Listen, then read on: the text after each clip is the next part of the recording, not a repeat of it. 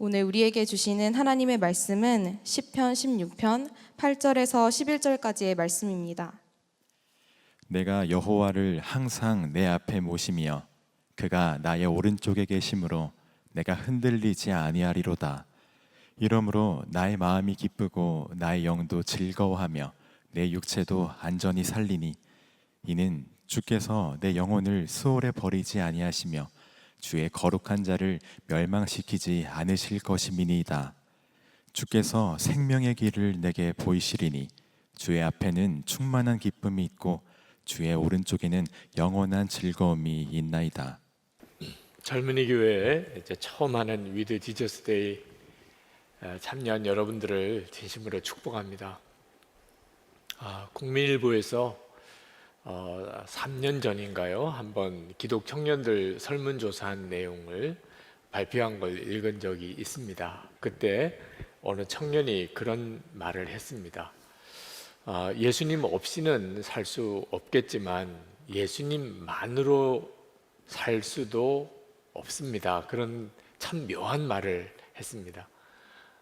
예수님 없이는 살 수 없지만 그렇다고 예수님만으로 살 수도 없다. 이것이 지금 현재 우리 한국교회 기독 청년들의 민낯이라고 생각이 듭니다. 예수님을 안 믿는 건 아니지만 예수님만 믿고 살 수는 없다. 그런 자신은 없다. 예수님 한 분이면 충분하다. 이런 고백은 안 된다. 그런 거죠. 그래서 예수님 믿는 청년이 꽤 많은데 지금 그런데 실제로 예수님 믿는 청년 찾아보기가 의외로 어렵게 느껴지는 이유, 가만히 물어보면 회사나 학교나 예수님을 믿는 사람을 물어보면 있기는 있어요. 또 상당히 있어요. 그런데 얼핏 보면 전혀 없는 것 같아요. 예수님을 믿지만 그 예수님을 믿는 것이 전혀 바깥으로 사람들에게 드러나지 못하는 겁니다. 우리가 예수님을 믿는 것을 예수님의 성육신, 하나님이 사람이 되셨다. 엄청난 믿음이에요. 또 예수님이 우리를 위해서 십자가에 달려 우리를 위해 대속 제물이 되어 주셨다. 예수님의 속죄의 십자가의 사건을 믿는 것, 이것도 엄청난 일입니다. 예수님이 죽었다가 사흘 만에 부활하셨다. 예수님의 부활을 믿는 것도 이것도 엄청난 일입니다. 예수님이 다시 재림에 오신다. 이 재림신앙도 엄청난 일이에요. 여러분들 중에는 이 네 가지 중요한 이 교리적인 지식을 다 가지고 있는 분들이 상당히 있으실 겁니다. 예수 믿는 사람이죠. 근데 여기에 한 가지가 분명해야 합니다. 성육신도 믿어야 되고 십자가의 구속의 은혜, 예수님의 부활, 예수님의 재림 다 분명히 믿어야 하지만 결정적인 것은 그 주님이 지금 내 안에 계시다. 내 안에 거하고 계시다. 여기까지가 믿어져야 예수님을 진짜 믿는 거예요. 예수님을 교리적으로만 믿으려면 성육신, 주님의 십자가의 속죄, 부활, 예수님의 재림 다 믿을 수 있어요. 그런데 인격적으로 주님을 만나고 그래서 주님 안에서 변화된 거듭난 삶은 결정적으로 어디서 오냐면 그 예수님이 지금 내 안에 거하시고 내 생명이 되셨다. 이게 결정적인 거예요. With Jesus, 예수님과 동행하는 삶을 살자. 바로 거기에 초점이 있는 겁니다. 여러분들이 예수님을 내 안에 계시고 그래서 내가 그렇게 주님과 동행하고 있다는 것이 실제로 믿어지지 않으면 아직 정확하게 예수님을 믿는 게 아니에요. 잘못하면 주여 주여 이렇게 주님을 부르기만 했지 정작 주님 앞에 섰을 때 나 너 도무지 알지 못한다. 이렇게 될 수도 있는 겁니다. 예수님이 내 안에 거하시고 그래서 주님과 함께 동행하는 삶을 사는 사람에게는 그게 전혀 두려운 문제가 아니에요. 실제로 내 안에 계시고 내가 주님과 동행했는데 뭘 주님 만나 뵐 때 내가 너를 모른다 이렇게 말을 하실 리가 없는 거죠. 여기서 아는 거예요. 내가 마지막 주님 앞에 설 때 주님이 나를 아실까? 여기서 결정나는 거예요. 여러분 안에 계시는 주님을 알아야 비로소 예수님을 정말 믿게 되는 거고 그때부터 비로소 삶의 변화라는 게 일어나게 되는 겁니다. 예수 믿으니까 삶이 변한 거예요. 직장에서, 학교에서 주변 사람들이 모를 수가 없어요. 쟤는 참 이상해, 특별해, 이런 말이라도 듣게 되는 겁니다.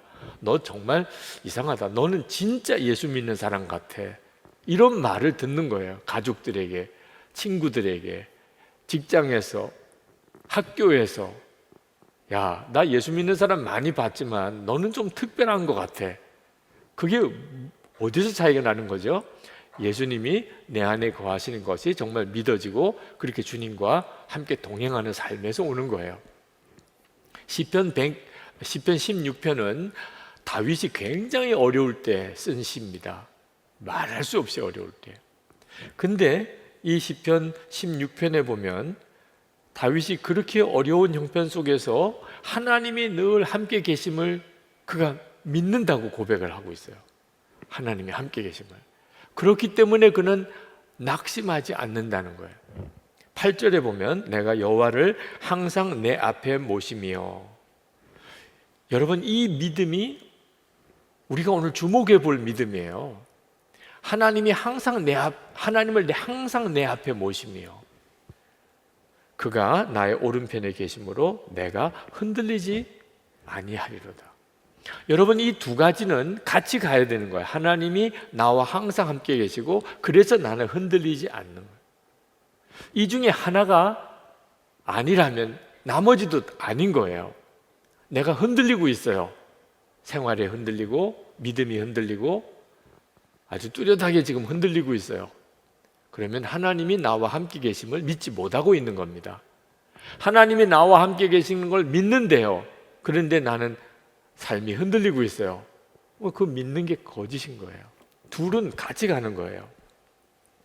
다윗이 그가 나의 오른쪽에 계심으로 이렇게 고백할 수 있었기 때문에 죽음의 위기에서도 그는 기쁨이 충만하다고 고백합니다. 9절에 보면 이러므로 나의 마음이 기쁘고 나의 영도 즐거워하며 내 육체도 안전히 살리니.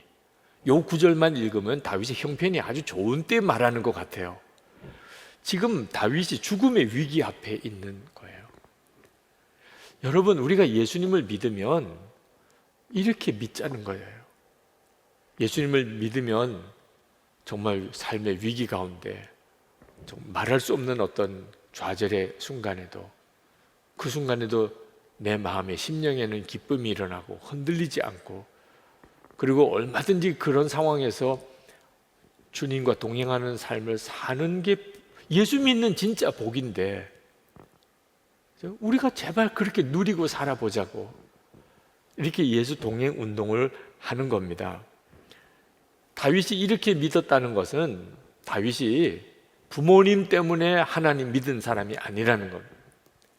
친구 때문에 하나님 믿은 거 아니라는 거예요. 그냥 설교 듣고 하나님 믿는 믿음이 아니었다는 거예요. 다윗은 진짜 하나님을 만났고 알았고 하나님과 동행했다는 뜻입니다. 그렇지 않으면 이렇게 될 수가 없어요. 하나님이 항상 내 앞에 계시고 그리고 나는 흔들리지 않는다. 이런 믿음은 실제로 주님이 나와 함께 계시는 것을 정말 믿고 그걸 아는 사람에게나 가능한 일입니다. 다윗이 하나님 나의 오른쪽에 계시다, 내 앞에 계시다, 그렇게 고백을 했는데 우리는요, 하나님은 내 안에 계시다, 그렇게 고백합니다. 그러니까 여러분이 다윗의 믿음보다 더 엄청난 믿음을 가지고 있는 겁니다. 다윗은 주님이 내 안에 계시다는 표현을 안 했어요. 항상 내 앞에 모시며 내 오른편에 계시고 이렇게 표현을 했습니다. 그런데 우리는 예수 그리스도 안에서 예수님은 내 안에 계시다, 내 안에 거하신다고 이렇게 고백하는 사람이 된 거예요. 이게 얼마나 엄청난 일입니까? 에베소서 3장 17절을 세 번역으로 읽으면 다음과 같습니다. 믿음으로 말미암아 그리스도를 여러분의 마음 속에 머물러 계시게 하여 주시기를 빕니다. 이게 바로 예수 그리스도를 믿는 지금 신약 시대의 성도인 우리들에게 허락된 엄청난 믿음이에요. 그러므로 다윗이 고백한 그 기쁨은 그대로 우리의 기쁨이 될 수 있는 겁니다. 11절에 주께서 생명의 길을 내게 보이시리니 주의 앞에는 충만한 기쁨이 있고 주의 오른쪽에는 영원한 즐거움이 있나이다. 여러분들이 정말 예수님을 인격적인 주님이시고 그분이 내 안에 거하시고 그래서 내가 주님과 동행하고 사는 것임을 정말 믿게 될 때, 여러분이 그런 믿음으로 예수를 믿게 될 때 여러분도 다윗의 이 고백을 하게 되는 겁니다. 저는 여러분에게 어떤 한 분을 소개하려고 합니다. 이분은 어머니와 사랑하는 세 형님이 차례로 갑자기 돌아가시는, 급사라고 그러죠. 어머님이 갑자기 돌아가더니 그 다음에 또 형들이 세 형이 연달아서 그냥 죽는 것을 보았어요. 6.25 때 아버지가 또 가족들이 공산당에게 학살당하는 것을 목격했습니다. 어린 시절에 사랑하던 참 잘생긴 동생이 하나 있었는데 불놀이 하다가 그만 그 불이 옷에 붙어가지고 불에 타서 죽었어요, 동생이. 그날 밤에 죽어가는 동생이 그 당하는 고통, 그걸 보는 숨막히는 슬픔을 겪었어요. 또 다른 동생이 있었는데 집 근처 벌목장이 있었는데 그만 그 벌목장에 나무가 굴러와서 거기 나무에 깔려 죽는 것을 자기 눈으로 보았어요. 고등학교 교감으로 봉직하던 아주 착한 동생이 10살부터 16살까지 딸 넷을 남겨두고 간암으로 죽는 아픔을 겪었어요. 그로부터 1년 뒤에 사랑하는 딸이 위암으로 157일 동안 고통을 겪다가 두 어린 딸 부탁한다는 말을 남기고 죽는 정말 참혹한 비극을 맛보았어요. 이어서 동생과 재수 씨가 죽고 막내 동생은 간경화로 시한부 인생을 살고 있습니다. 고아원 차려도 될 만큼 너무나 많은 아이들 다 맡았어요. 이 얼마나 기가 막힌 상황입니까? 여러분 중에 이분이 겪은 일을 한 가지만이라도 겪었어도 아마 아직도 마음에 그 고통스러움을 아마 느낄 수 있을 거예요. 그런데 이런 엄청난 고통을 겪으신 분이에요. 이분이 환갑 때 그 당신의 일생에 겪었던 그 끔찍스러웠던 고통스러웠던 걸 글로 썼습니다. 끊임없이 계속되는 비극들을 겪으면서 그는 이렇게 고백을 했어요. 정직하게 고백하면 나는 하나의 얼굴로는 웃고 다른 얼굴로는 운다. 내 영혼 주님을 찬양하고 기뻐하고 감사하며 깊은 곳에서 샘물같이 환희가 솟는다. 그러나 다른 마음의 하늘에서는 비가 끊임없이 내리고 있다. 옆을 보면 정신착란증에 걸릴 것 같고 위를 보면 현교증이 난다. 내 안을 들여다보면 죄와 추한 것들이 있고 과거는 회환과 슬픔뿐이며 미래는 안개처럼 불확실하고 불안하다. 나는 주님만 바라보아야 한다. 주님 안에만 거해야 한다. 과거는 아무리 더럽고 아프고 서러워도 내일과 새해와 미래는 때묻지 않은 순수한 페이지, 무한한 잠재적 가능성이 백지같이 열려있다. 마치 시집가는 처녀처럼 새날을 맞이하여 새 집에서 새 살림 꾸려 새 신랑, 새 사랑을 살자. 한 해 한 해를 사는 것이 아니다. 하루하루를 사는 것도 아니다. 한 발짝, 한 호흡, 주님을 사랑하며 날마다 영원한 첫사랑으로 살자. 주님 안에 거하여 주님을 호흡하며 살자. 내게 깊은 위로와 감사와 찬송과 평안이 있다. 그것은 내게서 나온 것이 아니라 성령의 은혜로 주 안에서 내게 주시는 것들이다. 아마 여러분 중에 CCC 출신이신 분들 아마 아실 거예요. 고 김윤곤 목사님의 글이에요. 그분이 어떻게 그렇게 정말 예수님만 그렇게 부르짖고 주님만 찾고 사셨나? 그분은 예수님 아니면 그냥 서 있을 수도 없는 분이었더라고요. 예수님 아니면 한순간도 그냥 있을 수가 없는 분이었어요. 그리고 예수님으로 인하여 그 모든 끔찍하고 슬펐던 삶을 엄청나게 승화시켜 놓았어요. 주님이 하신 거예요. 여러분에게 살아계신 주님을 만나라고 그렇게 권해드리는 이유, 그냥 여러분들이 교회 잘 다니는 청년 만들고 싶어서 하는 이야기가 아닙니다. 정말 예수님은 여러분의 인생을 바꿔요. 살아계신 주님을 만나시라고요. 이제 살아도 예수님, 죽어도 예수님. 이거 언제 이 결론을 내릴 거예요? 인생을 주님께 맡긴다. 예수님을 항상 바라보며 산다. 이게 구원의 길이에요. 이것이 축복의 길이에요. 이게 안전한 길이에요. 이것이 승리의 길이에요. 그래서 예수 동행 운동을 하는 거예요. 청년 때 그렇게 살기 시작하도록, 너무 늦기 전에 여러분에게 허락된 이 엄청난 축복의 삶을 붙잡고 살도록 그렇게 해드리고 싶은 거예요. 예수 동행 운동은 주님께서 맨 마지막 제자들에게 하셨던 말씀, 내가 세상 끝날까지 항상 너희와 함께 있으리라. 마태복음 28장 20절 그 말씀을 우리가 실제로 누리고 살아보자. 주님이 약속하셨으면 그대로 되니까 약속하신 거잖아요. 그 방법이 예수 동행 일기를 쓰는 겁니다. 매일 일기를. 어떤 분이 그렇게 이야기하더라고요. 목사님, 교회 다니는 것은 저 어려운 게 아닌데 예수 동행 일기 쓰는 건 너무 힘들어요. 아주 저를 좌절시키려고 작정한 말을 하더라고요. 교회 다니는 건 괜찮은데 예수 동행 일기 쓰는 게 너무 힘들대. 여러분 중에도 아멘 소리가 나올까 봐 좀 걱정을 했습니다. 여러분도 아마 그런 생각 하시는 분도 있을 거예요. 몰라서 그런 거예요. 예수님과 친밀히 동행하는 게 얼마나 좋은 건지를 모르니까 동행일기 쓰는 게 힘들다, 부담된다, 잘 안 된다 그러는 거예요. 여러분이 진짜 예수님을 만나고 싶고 예수님 아니면 도무지 살 수가 없어요. 그런 갈망이 여러분에게 일어나면 일기가, 그게 뭐 힘들어요. 아니, 저녁에 오늘 주님과 얼마나 내가 동행했는지, 어떻게 주님을 바라보았는지 그냥 기록하고 자는 것뿐인데, 세상에 그게 뭐 그렇게 죽을 노릇이고 뭐가 그렇게 안 되는 일이냐 말입니다. 아직도 결론이 안 난 거예요. 예수님으로 인하여만 내 인생을 살 수 있다. 내 인생은 내가 생각하기도 너무 초라해. 아니라니까요. 김중구 목사님 보셨잖아요.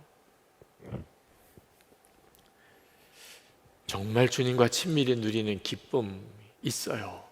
프랭크 루바크 선교사님이 1930년 4월 18일자 일기입니다. 그 말은 1930년 1월 1일부터 일기를 쓰시기 시작해요. 그러니까 일기 쓴 지 4개월 18일째 되는 날 일기예요.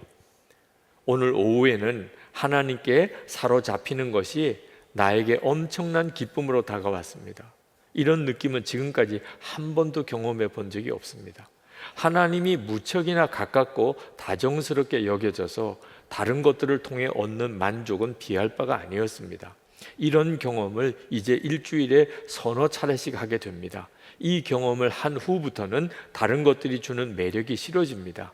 그것들은 나를 하나님께로부터 멀어지게 하기 때문입니다. 하나님과 1시간 동안 친밀한 교제를 하고 나면 내 영혼은 지금 막 내린 눈같이 맑아져 있음을 느낍니다. 어디를 가나 사람들은 아름답습니다. 프랭크 루박 선교사님이 처음부터 그런 분 아니었어요. 그분의 일기를 읽어보면 그는 하나님은 계시다고 믿기는 하지만 하나님이 느껴지고 경험이 안 되는 게 너무 답답했던 분이에요. 그래서 45살 되더니 그가 1월 1일부터 나도 하나님이 나를 계속 보고 계시다면 나도 하나님을 계속 바라봐야지. 그래서 그가 쓰기 시작한 게 예수동의 일기입니다. 그리고 4월 18일 날 그 일기 속에서 그는 이런 기쁨을 고백하고 있는 거예요. 그동안에 우리도 주님을 사모하고 생각하기는 했죠. 그렇지만 항상 작심삼일 수준 아니었습니까? 주님 좀 생각하다가 그만 또 뉴스 보고, 주님 좀 생각하다가 동영상 보고, 주님 좀 바라보다가 또 친구 만나고. 그러니까 항상 우리는요, 길어야 그저 한 2, 3일 정도의 주님을 묵상하는 수준에 평생 그러다가 뒤집어지고 그러다가 뒤집어지고 그 수준에 계속 머물렀던 거예요. 근데 프랭크 루박 선교사님이 주님을 계속 바라보는 일을 한 달을 하고 두 달을 하고 석 달을 하고, 와, 4월 달 들어가니까 갑자기 이런 기쁨의 고백을 하게 되더라. 제가 프랭크 루박 선교사님의 일기를 읽고 제 가슴이 막 뜨거워지더라. 아니, 이럴 수 있다면 나도 해봐야지. 그리고 온 교우들에게 소개를 했어요. 여러분도 그렇게 하시라고. 근데 참 기가 막히게 그렇게 소개를 해드려도 하는 사람은 극히 적어요. 뭘 억지로 하게 해드릴 수도 없는 노릇이다. 계속 하시라고만. 오늘도 위드 지저스 데이 여러분에게 소개하는 시간입니다. 근데 여러분 중에서 그거군요 이렇게 붙잡는 사람이 있고, 오늘도 그냥 들어는 봤다, 말은 잘하네 이렇게 끝날 사람들. 그건 천상 여러분이 하실 일이에요. 저는 누가복음 5장에 예수님 그 병자를 고친 기사 중에 이게 바로 주님이 나에게 주신 거구나 이렇게 느껴지는 게 있는데, 그 중풍병자를 그 주변 사람들이 데리고 예수님께 데리고 왔는데 집에 너무 사람이 많은 거예요. 예수님이 계시어서 말씀을 전하는 곳에. 그러니 그 사람들을 비집고 이 중풍병자를 데리고 들어갈 수가 없어요. 예수님 앞에까지만 데려가면 주님이 고쳐주실 것 같은데 이게 뭐 방법이 없어요. 다들 비켜주려고도 안 하고. 그래서 어떻게 했죠? 지붕으로 올라갔어요. 지붕으로 올라가서 지붕을 뜯었습니다. 세상 어떻게 그렇게까지 할 수 있나. 지붕을 뜯는 엄청난 일이 벌어져요. 그러니 뭐 그 집안이 난리가 났겠죠. 그리고 그 위에서 중풍병자를 들것에다가 달아가지고 달아내렸어요. 예수님 앞으로. 예수님이 그걸 보시고 얼마나 기가 막히시겠습니까? 그런데 주님이요, 일절 책망 안 했어요. 어떻게 남의 집을 이렇게 할 수 있냐 이렇게도 말 안 했습니다. 그들의 믿음을 칭찬하셨어요. 그들의 믿음을 보셨다고 그랬어요. 그리고 그 중풍병자 고쳐주셨어요. 제가 그 기사를 읽으면서 제가 예수 동행 운동하는 게 바로 이거구나. 사람들을 어떻든지 예수님 앞으로 데리고 가는 것. 그 제가 하는 일이 전부예요. 인생을 고치고 바꾸는 일을 제가 어떻게 하겠어요? 여러분의 인생을 바꾸는 일을 제가 어떻게 하겠어요? 예수님이 하시는 거죠. 그런데 예수님 앞으로 가야 말이죠. 그 지붕을 뜯었던 사람들은 예수님이 책망할 것이라 생각 안 했어요. 그랬으면 뜯지도 못했죠. 주님 앞에 하여튼 데리고만 가면 주님은 절대로 책망 안 하실 거다. 주님은 반드시 책임져 주실 거다. 그게 믿어지니까 지붕도 뜯었죠. 주님 앞에 데려갔는데 주님도 못 고칠 거야. 그랬으면 못했겠죠. 주님은 책망 안 하실 거야. 주님은 진짜 책임져 주실 거야. 믿었어요. 저도 그래요. 여러분이 정말 주님 바라보면, 계속 주님 주목하고 진짜 주님 바라보면 주님 여러분 책임지신다고 믿어요. 주님은 놀라우신 분이세요. 예수 동행 일기, 그 매일 일기 쓰라고 하는 거 그거 쉬운 일 아니지만 지붕 뜯는 것만 하겠어요? 제 생각에 그동안에 내가 이렇게 교인들에게 부담스럽게 하면 되겠나, 그렇게 힘들대는데 이거 계속 해야 되나, 그러다가 지붕도 뜯었는데 주님께 앞으로 데려가기 위해서 지붕도 뜯었는데 예수 동행 일기 쓰라고 하는 거 이 정도는 아무것도 아니잖아. 지난 10년 동안 이렇게 예수 동행 일기를 쓰도록 예수 동행 운동을 해오면서 그 전에 제 삶의 전체 한 50년 이상 살면서 들었던 간증, 비교도 안 되는 간증을 들었어요. 진짜 사람 변한다. 그래서 사람은 바뀐다는 책도 냈다니까요. 진짜 사람은 변한다. 저 자신을 보니까 그렇더라니까요. 엄청난 간증을 들어요. 한 번은 2015년 전국 위지데이 여기 이 자리에서 이렇게 열렸을 때예요. 그때 어떤 분이 이 자리에 참석을 했는데 위지데이 때 행사인 줄 알고 오신 분이 아니었습니다. 그분은 속초에 사시는 분인데 아내가 아주 중한 병에 들어서 서울의 병원에 입원을 하셨어요. 아마 삼성병원인 것 같습니다. 근데 주말에만 와서 병원에서 아내를 보고 그리고 이제 다시 돌아가는 그런 삶을 사셨어요. 속초에서 이제 생업을 있으니까. 근데 그날 이제 아내 보려고 오다가 그만 요 근처에서 차가 길을 잃었어요. 복잡하잖아요. 그죠? 우리 교회 주변에. 그래서 도대체 어디로 가야 병원을 가는지 쩔쩔매고 있는데 보니까 선한목자교회 이렇게 교회 간판에 붉은 네온으로 이렇게 하얀 네온으로 있는 걸 보고 선한목자교회에 대해서 전에 좀 듣기는 했는데 어차피 뭐 이렇게 길을 잃고 헤매는 중에 선한목자교회 옆에까지 왔으니 한번 교회 구경이라도 해보자 이러고는 차를 이제 운전해서 교회 안내를 따라서 들어왔어요. 보니까 집회가 열렸는데 전국 위드 지저스 데이 그러면서 이 앞에는 이제 인터뷰하는 그런 순서가 진행되고 있더래요. 제가 있고 주변에 있는 사람들이 있으면서 질문도 하고 대답도 하고. 그래서 저 뒷자리에 앉았어요. 무슨 이야기를 하나. 근데 자기도 모르게 그냥 눈물이 그렇게 쏟아지더래요. 주님과 동행하는 이야기, 동행에 있던 사람들의 간증, 그런 이야기를 뒤에서 이렇게 듣는데 갑자기 그렇게 눈물이 쏟아지더래요. 그러면서 마음에 주님이 말씀하시는 것 같으더래요.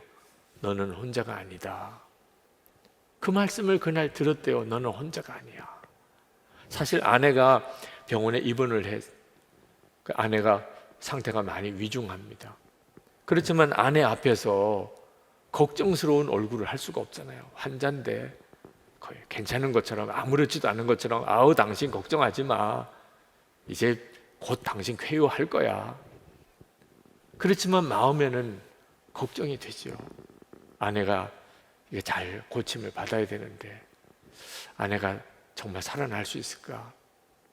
교회에서 주변에서 아내가 병원에 서울에 입원을 했대고 혼자 지내신다는데 어떻게 지내세요? 이렇게 늘 사람들이 관심을 가지면 괜찮아요 괜찮아요 혼자 지내면서 잘 해먹고 지내요. 목사님에게도 교인들에게도 뭐 전혀 아무렇지도 않아 오히려 유쾌하게 농담도 하고 뭐 왜? 그 다른 사람들이 괜히 걱정하는 그런 사람 되는 게 싫고 또 자기 처지가 이렇게 힘든 것 누구에게 또 이렇게 알리고 싶지도 않고 전혀 아무렇지도 않은 척. 그렇지만 자기 마음속에 괜찮은 게 아니었어요. 괜찮은 척 하는 거지. 그때 너는 혼자가 아니야. 그 말씀이 꽉 들려오는데 그때부터 너무너무 울기 시작한 거예요. 너는 혼자가 아니다. 내가 너와 함께 하잖아. 모르던 이야기 아니에요. 교회에서 설교 때도 수도 없이 들었죠. 그렇지만 마음에 믿어져야 그게 믿는 거죠. 나는 혼자가 아니다. 주님이 진짜 나와 같이 계시는구나. 여기 보니까 주님과 동행하는 사람들이 이렇게 많으네. 그리고 그때부터 예수 동행 일기를 혼자서 쓰시기 시작했다는 겁니다. 편지를 보내주셨어요. 그날 목사님 제가 그 전국 위즈 디저스 데이 우연히 그렇게 참석을 했다가 저와 함께 계시는 주님을 제가 만났고 그리고 그 다음부터 예수 동행일기를 이렇게 쓰면서 엄청나게 제가 힘을 얻고 정말 제가 살아갈 그런 제 삶의 어떤 전환점을 마련했다. 저는 오늘 이 시간에도 오늘 여기 있는 여러분 중에 오늘 위즈데이를 한다고 알고 온 사람도 전혀 아니고 오늘 이 교회 예배당에도 그냥 우연히 어떻게 오다 보니까 온 사람. 근데 오늘 이 시간에 여러분의 가슴에 주님이 여러분 안에 계시다는 것. 그 주님이 여러분에게 직접 이렇게 콜링하는 시간. 그런 은혜의 시간을 맞이하는 분이 있다고 믿습니다. 생방송으로 보는 사람들 중에도. 그게 바로 이 젊은이 교회 위즈데이를 하는 이유예요. 여러분에게 제가 해드리고 싶은 것은 여러분을 주님께로 인도하는 겁니다. 그 지붕을 뜯었던 사람들처럼 어떻든지 여러분을 주님 앞으로 데려가면, 그러면 주님이 여러분을 책임지실 거라고. 여러분, 주님과 동행하지 않으면 아무것도 아닌 일에 무너져요. 큰 문제 때문에 무너지는 게 아닙니다. 어느 목사님이 그 2006년 독일 월드컵 결승전 이야기를 하시더라고요. 프랑스와 이탈리아가 결승전에 맞붙었죠. 그때 프랑스에 세계적인 축구 스타가 있었는데 지단이라는 선수입니다. 근데 경기 중에 이탈리아 수비수가 지단의 유니폼을 붙잡고 늘어졌어요. 얼마나 화가 나는지 그 선수에게 지단이 만약에 내 유니폼이 필요하면 경기 끝난 다음에 줄게! 이렇게만 탁 쏘아 붙였어요. 유니폼을 붙잡고 늘어지니까 가지고 싶으면 내 경기 끝나면 줄게 이렇게. 그랬더니 그 수비수가 뭐라고 이야기했냐면 내가 원하는 거는 내 유니폼이 아니야. 창녀인 내 누이를 원해. 또 어떻게 말을 해도 그렇게 정말 못된 이야기를 했는지, 뭐 서로 경기 중에 서로 감정이 안 좋아지다 보니까 내가 원하는 건 내 동생이 창녀잖아. 내 누이를 원해. 이 지단이 뭐 순간 이 참지 못해서 분노를, 여러분도 아마 다 알고 있는 장면이죠. 그래서 그 선수를 막 머리로 박치기를 했어요. 퇴장이죠 뭐. 그 결과는 프랑스가 승부차기에서 5대3으로 졌습니다. 그 순간의 흥분을 사실 절제할 수 있어야 되는데 그걸 못한 바람에 결국은 결승전에서 자기 조국의 팀이 졌죠. 그 목사님이 그 경기 이야기를 하면서 이런 이야기를 하더라고요. 사탄이 영적 엘리트에게 하찮은 후보 선수를 붙여서 엉겨 붙게 만든 후 동반 퇴장을 당하게 했다는 거예요. 이런 일이 비일비재하게 일어납니다. 진짜 하나님이 사랑하시고 하나님이 너무나 고귀한 계획을 가지고 있어요. 그런데 사탄이 아무것도 아닌 사람 엉겨 붙여. 결국 동반 퇴장이에요. 그 지단과 뭐 이탈리아의 그 수비수 월드컵 결승전까지 갔으면 뭐 하찮은 후보 선수라고 말하기는 어렵겠지만 그래도 격이 전혀 다른. 근데 이 둘이 그냥 엉겨 붙었어요. 결국 동반 퇴장. 프랑스로서는 뭐 걷잡을 수 없는 사태가 되어버리는 거죠. 얼마나 많은 하나님이 사랑하는 청년들, 얼마나 하나님이 사랑하는 사람들이 주님이 함께 계시는 것이 믿어지지 않아서, 주님을 바라보지 못해서 정말 너무 안타깝게 인생을 다 허비해버린, 정말 귀하게 쓰임 받을 사람인데 학교 문제 때문에 뭐 돈 문제 때문에 사람 문제 때문에 얼마든지 이길 수 있는데 주님이 함께 계시는 것이 진짜 믿어지기만 하면, 그런데 그게 안 돼서 그냥 무너져 버리는 거예요. 여러분, 이 선한목자교회 젊은이 교회 오늘처럼 이게 위드 지저스 데이, 예수님과 동행 운동을 하는 이 분위기를, 이거 엄청난 복인 줄 알아야 합니다. 이렇게까지 되기까지 지난 시간이 너무나도 많이 걸렸어요. 우리 주님과 동행하자 이런 말이 자연스러운 것도, 이것도 어느 교회에서나 사실 누릴 수 있는 게 아닙니다. 주님과 동행하자 이런 생각들을 이렇게 스스럼 없이 나눌 수 있는 분위기도 어디나 이렇게 쉬운 일은 아니에요. 이 분위기를 잘 지켜가야 돼요. 5년 뒤에, 10년 뒤에, 20년 뒤에도 젊은이 교회는 계속될 거예요. 여러분들은 계속 있을 수 없겠지만 젊은이 교회는 계속될 거예요. 그러나 젊은이 교회는 끊임없이 예수님과 동행하는 이 공동체성을 이걸 절대로 놓치지 않도록 계속 더 깊이 가도록 해야 됩니다. 왜냐하면 예수님과 동행은요, 혼자서 조용히 하는 게 아니에요. 함께 하는 거예요. 예수님 그 중풍병자를 예수님 앞에 데려갔던 일은 중풍병자 혼자서 못 갔어요. 적어도 4사람이 같이 지붕에 올라가서 들것을 달아내려 주어야 됐잖아요. 그 중풍병자와 함께 4명의 사람이 같이 그 일을 한 거거든요. 함께 해야 돼요. 예수님과 동행하는 일.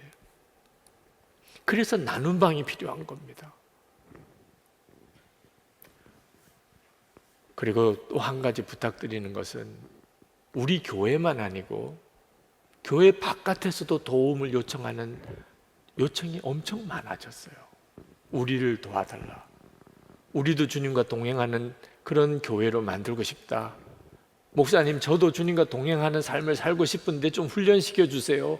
좀 메시지를 좀 전해주세요. 여러분에게 부탁도 겸해서 드리고 싶어요.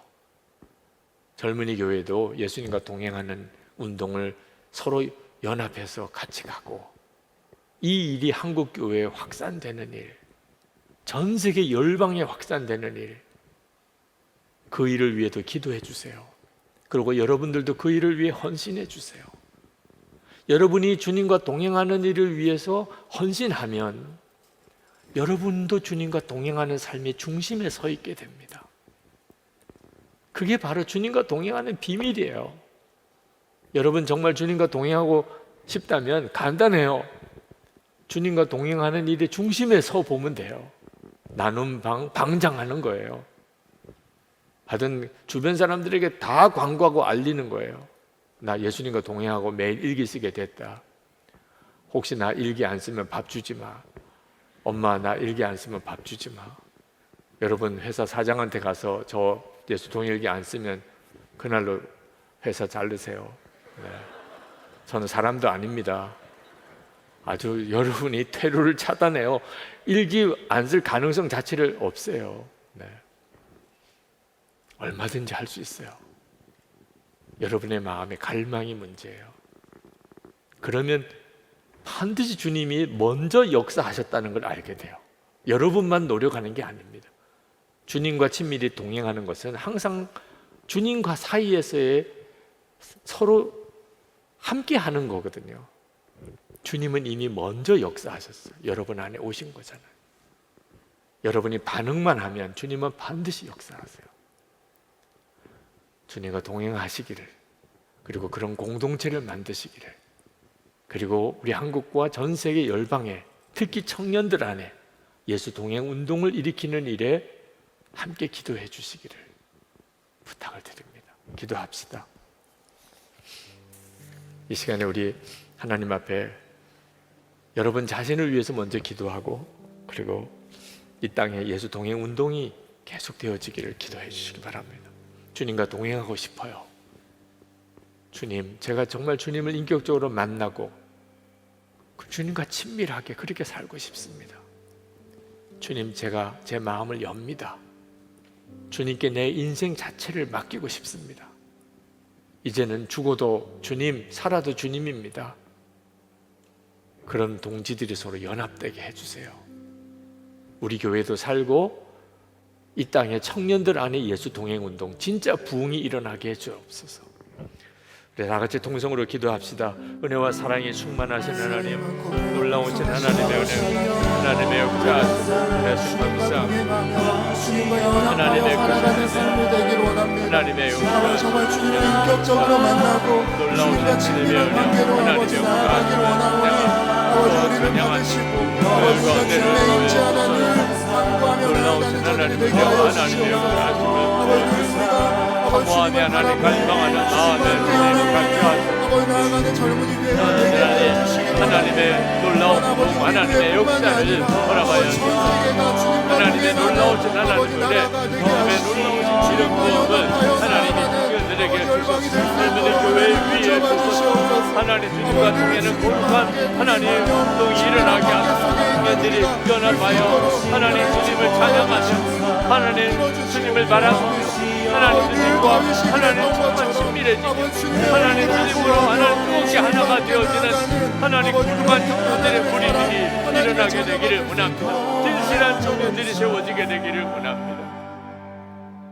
아버지 하나님, 이 땅에 청년들을 통한 예수 동행의 거룩한 무리들이 일어나게 되기 원합니다. 주님을 바라보는 눈이 뜨이고 입으로는 주님을 정말 찬양하며 그리고 서로 주님과 동행하는 삶의 동지가 되고 이 일을 위해서 서로 격려하고 쓰러진 자는 붙들어 일으키고 무너지지 않도록 서로 영적으로 스크럼을 짜고 그리고 한 걸음씩 주님과 동행하는 걸음을 디디는 그런 청년들의 공동체, 예수 동행 운동이 하나님 이 땅에 일어나게 하소서. 청년 한 사람 한 사람도 살고 그리고 이 땅에 청년들이 살아나고 그리고 이 땅에 한국 교회가 살아나는 역사가 일어나게 해 주옵소서.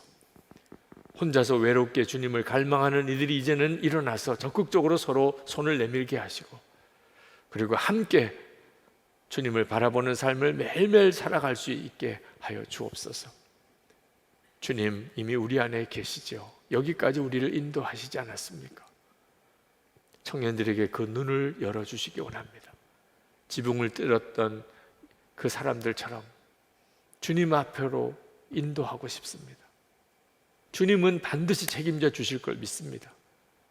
주님, 우리가 비록 부족한 게 많아도 실수하는 일이 있어도 남의 집 지붕을 뜯는 엄청난 일을 벌인다 하더라도 주님은 우리의 마음의 중심을 아십니다. 주님을 사모하는 마음, 갈망하는 심령 외면하지 않으실 줄 믿습니다. 젊은이 교회 안에 강력한 예수 동행 운동이 일어나고 젊은이 교회 모든 우리 청년들이 다 주님과 동행하는 청년들이 되게 하시고 그리고 하나님이 역사하실 미래를 준비하게 하시고 교회와 교회가 연합되는 거룩한 운동도 일어나게 하시고 이 땅에 강력한 예수 동행 운동이 시작되게 하여 주옵소서. 오늘도 전심으로 주께 예배하고 마음의 중심의 예물을 하나님께 올려드리는 청년들을 받으소서. 11조와 건축헌금과 선교헌금과 구제헌금, 감사헌금을 주께 올려드립니다. 주님을 사랑하고 주님께 감사하고 그리고 주님 위하여 헌신하기를 원하는 청년들을 받으소서. 마음의 심령에는 주님이 함께 하시고 저들의 일터에서 주님이 역사하시고 학교 현장에서 주님이 역사해 주시고 하나님 힘들고 어려운 형편 속에서도 저들의 먹고 입고 사는 것과 저들의 기업을 책임져 주시고 이 시간에 병든 몸을 깨끗이 고쳐주시고 저들의 가정 안에 하나님의 놀라운 구원이 일어나게 하여 주옵시고 청년들을 이 사회 곳곳에 리더로 세워주소서. 거룩한 교회와 성도들이 이 나라 민족을 바꾸는 역사가 일어나게 하소서. 북한의 동포들에게 자유와 복음을 주시고 김국기 목사님, 김종욱 목사님, 최충길 선교사님, 장문석 집사님 속기 석방되게 하소서. 열방에 있는 선교사님들 선교의 문이 닫혀 있는 것 같아도 주님이 여시는 문들이 있음을 믿습니다. 복음의 역사 강력하게 선교 현장에서 일어나게 하여 주시옵소서. 주 예수 그리스도 이름으로 간절히 기도합나이다. 아멘.